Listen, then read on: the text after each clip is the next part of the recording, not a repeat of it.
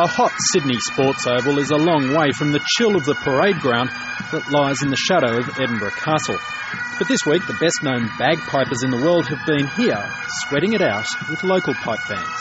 And I've got the envious task of getting you lot in position in the next 9 minutes. New Zealand Army Band, stand by. Trinidad and Tobago Defence Force Steel Orchestra, stand by. Middlesex County Volunteers, stand by. Their mission is to bring Australia a bit of Scotland, and a few other places as well. Trinidad and Tobago, where are you hiding? We come from 10 countries, from near and from far. We speak 6 languages, between the 1,300 or so of us who will be part of the main performer cast. Transporting the Edinburgh Tattoo to Australia is no mean feat, especially given that this week's performances in Sydney will be the largest ever staged anywhere. 1,500 performers from all around the world have gathered for the spectacle, almost double the number that perform each year in Edinburgh itself.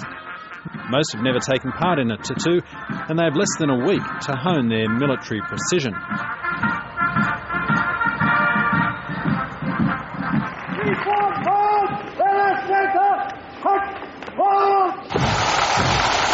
Drum Major Brian Alexander has been a part of the Edinburgh Tattoo for 20 years, interrupted occasionally by the odd military deployment to hotspots around the world with the British Army.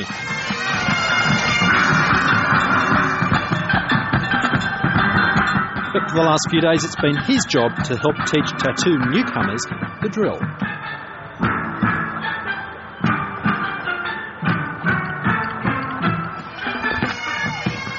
Even in the civilian bands, there's a good sort of rank structure and, a bit of communication, use of the chain of command, and it all come together.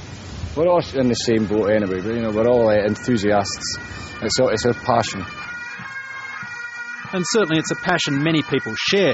While it might not be everyone's idea of a great night in this country, the annual broadcast of the Tattoo attracts more than 1 million viewers. Why that is, I'm not sure. Even organisers admit to being a trifle mystified by the Edinburgh Tattoo's unstoppable march across the globe.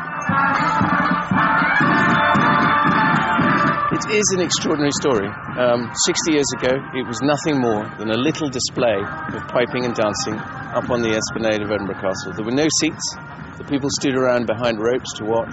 And since then, it's grown into a situation where 1 billion people around the world every decade watch it on television. What is it about the pipes and the drums, the mass bands, that makes this so popular worldwide? I think just the history that goes behind the pipes and the drums. I think every child would want to be a drummer, and I think everybody worldwide respects the pipes, and it's just it's an inspiring music.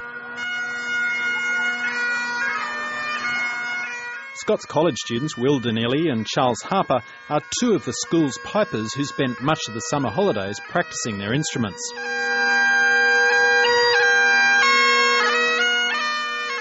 Unique. You don't have many pipe bands in Australia, so it's quite cool to watch. At just 13, Charles Harper will be one of the youngest performers to fall into step with the mass pipes and drums. I'm only just moving into year 8, and I was always trying really hard with my piping, and so I could get to some tattoos, and now I'm just happy to be here. 19-year-old Stephanie MacLeod found her way into the Edinburgh Tattoo by leaving her home in Scotland. I'm working as a nanny here, and I played with the Loudon District Pipe Band back in Scotland. And then I obviously wanted to carry on, so I went on the internet and looked for a pipe band, and then found Melbourne Pipe Band. And then when I got there, I went to the first practice, and they asked me to come to Sydney and play at the Tattoo.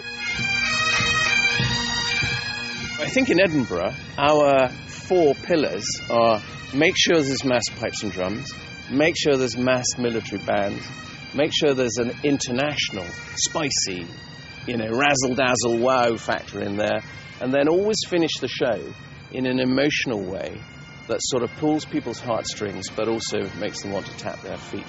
And I think you'd be a fool to tamper with a recipe that seems to have served us really well for 60 years.